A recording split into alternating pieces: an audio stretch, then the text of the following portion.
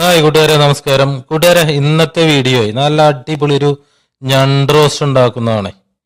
ആ വീഡിയോ ഒന്ന് കണ്ടാലോ. ഇതിനായിട്ട് ഇഞ്ചി, വെളുത്തുള്ളി, കറിവേപ്പില, സവാള, പച്ചമുളക്, തക്കാളി ഇതെല്ലാം നല്ല വൃത്തിയായിട്ട് അങ്ങോട്ട് കഴുകിയെടുക്കാം. ഇനി ഇതെല്ലാം ചെറുതായിട്ട് അങ്ങോട്ട് അരിഞ്ഞെടുക്കണേ. അപ്പോൾ ഇതെല്ലാം അങ്ങോട്ട് ചെറുതായിട്ട് അരിഞ്ഞെടുത്ത് അങ്ങോട്ട് മാറ്റി വയ്ക്കാം.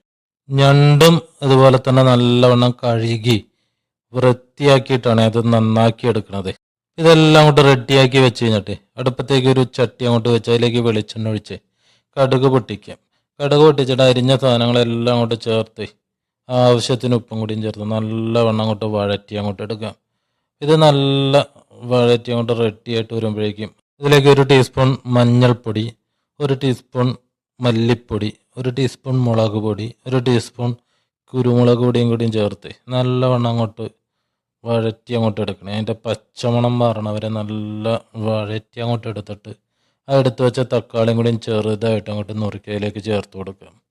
ഇനിയിപ്പോൾ ആ ഞണ്ട് റെഡിയാക്കി വെച്ച ഞണ്ടും കൂടി അതിലേക്ക് ചേർത്ത് ആവശ്യത്തിന് കുറച്ച് വെള്ളവും കൂടി അങ്ങോട്ട് ഒഴിച്ചു കൊടുക്കാം. ഈ വെള്ളം അങ്ങോട്ട് ഒഴിച്ചു കൊടുത്തിട്ട് നല്ലവണ്ണം അങ്ങോട്ട് മിക്സ് ചെയ്യുക. അതൊന്ന് ഇളക്കി അങ്ങോട്ട് യോജിപ്പിച്ചിട്ട് ഒരു പ്ലേറ്റ് എടുത്ത് അടച്ച് ഒന്ന് വേവിച്ചങ്ങോട്ട് എടുക്കാം.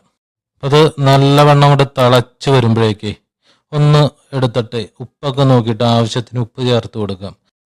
നല്ലവണ്ണം അങ്ങോട്ട് ഇളക്കി യോജിപ്പിച്ച് അടച്ചു വെച്ച് ഒന്നും കൂടി ഒന്ന് കുറുക്കി അങ്ങോട്ട് എടുത്തു കഴിഞ്ഞാൽ നല്ല അടിപൊളി റോസ്റ്റ് ഇവിടെ റെഡിയാവുക.